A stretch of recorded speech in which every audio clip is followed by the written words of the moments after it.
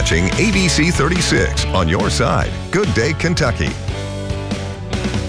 Hey, welcome back into Good Day. The Dairy Alliance is a nonprofit funded by dairy farm families of the Southeast, and they work with dairy farmers, schools, health professionals, local organizations, state leaders, the media, and the public to promote dairy foods and knowledge about the dairy industry. And joining us today is Ethan Mattingly. He is the manager of community wellness in Kentucky and Georgia. Thank you so much for being with us, Ethan. I'm glad to be here as a registered dietitian and highlight National Nutrition Month.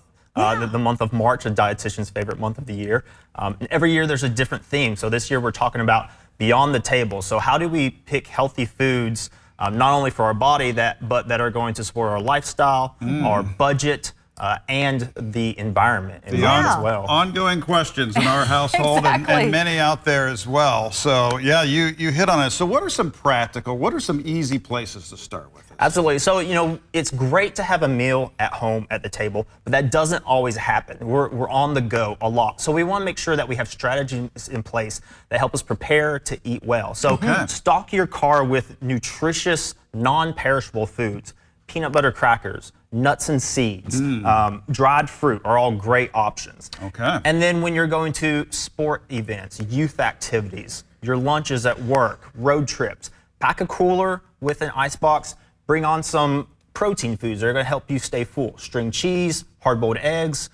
Cottage cheese now comes in an individual pack, just like yogurt. So those are two of my personal favorite snacks to mix with fruit. So those are all great ways to get in some protein. Hummus and vegetables, make sure we're getting some color in there as well, so that we're prepared throughout the day. I love that. And and it's so easy to transport too, which is so important for people with busy schedules. What would you recommend, some tips as far as shopping strategies when we're at the store, when we're buying for not only our children, but for ourselves too, keeping it easy and also kind of budget friendly too. Yeah, absolutely. We're all feeling the impact of higher grocery prices now. So, making sure that we know what we're looking at when we're going to grocery stores. So picking low cost, nutrient-rich foods, whole grain pastas, beans, legumes that are going to give us some protein. They're all, nutrient dense, but low cost. They're not going to hurt the pocketbook a lot. Also, looking for no salt added canned vegetables is a great way to add color into our plates and get variety without hurting that pocketbook again. Making sure that you have frozen fruits and vegetables on hand. They're cost effective, and you don't have to worry about using them quickly because they're frozen. They're always going to be there available. So, throwing those fruits into overnight oats, a bowl of yogurt, into a smoothie in the morning. Those vegetables can be easy to have on hand for maybe you scramble an omelet in the morning or throwing something into the evening. So we're talking cost benefit here, and we're also want to hit on being a good global citizen too, some eco-friendly choices as well as balancing that with costs. Right. So when we're thinking about budget, we want low-cost foods that are also going to be nutrient dense. So whole grain pastas, beans and legumes that are canned, these are things that aren't going to hurt the pocketbook but still providing us great nutrition. Right. When we're looking at no salt added canned vegetables, that's a great way to buy something that's affordable but also get some color in the plate. Having things in the freezer that we can just grab out when we need instead of having to worry about using them quickly. Frozen fruit, frozen vegetables, whether that fruit's going into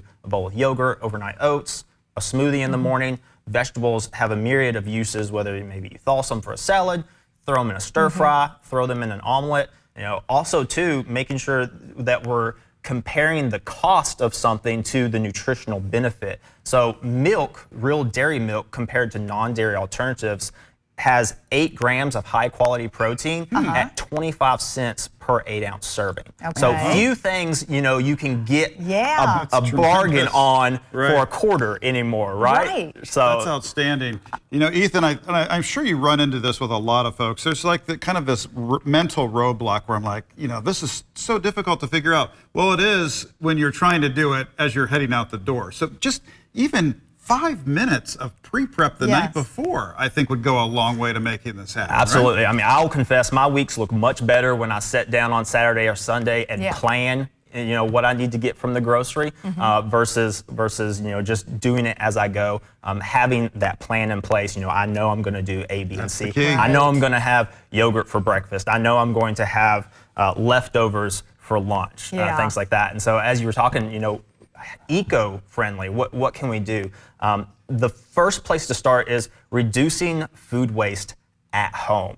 So, taking those leftover vegetables from the night before, tossing them with some cheese, throwing them in that scramble in the morning with an egg, or taking leftover grains and protein, tossing it in a salad mix that we grab from the grocery store. We're not having to, it's twofold. We're not having to create more food because it's leftovers, right? We've already put in the work. And then we're reducing food that has already used resources to get to our table. We're not throwing it in the trash and literally throwing away nutrients. Awesome. And I see you've done that right here. And what a beautiful pairing with a glass of milk. So where do people need to go to find out more information? So visiting our website, thedairyalliance.com, is a great place to start. Talking about the environment. Our site helps educate people about the sustainability efforts of dairy farmers. So the dairy milk's carbon footprint for the U.S. is less than 2% of the total greenhouse gas emissions for the U.S.